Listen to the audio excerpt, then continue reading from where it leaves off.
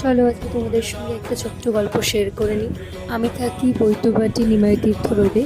এই রাস্তা দিয়েই প্রত্যেক বছর তারকেশ্বর যাত্রীরা নিমাই তীর্থ ঘাট থেকে জল নিয়ে তারকেশ্বর যান। এইটা হলো আমাদের এখানকার শিব মন্দির, রাঘবেশ্বর মন্দির শিব বাগান। সেখান থেকে বেরিয়ে 10 নম্বর গেট টপকে নিমাই তীর্থ ঘাট যেতে হয়।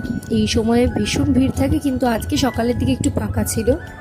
তো আমরা তো সবাই শিবের আরাধনা করি শ্রাবণ মাসে, কিন্তু আমরা কি সবাই জানি যে কেন আমরা আরাধনাটা করি, এটা সোর্স কি? যখন দেব এবং অসুরদের মধ্যে সমুদ্র মন্থন হয়, তখন মহাদেব যে বিষ পান করেন, সেই বিষ পান করার পর সব দেবতারা তার মাথায় জল ঢালতে শুরু করে এবং তারপর তিনি একটু শান্তি পান।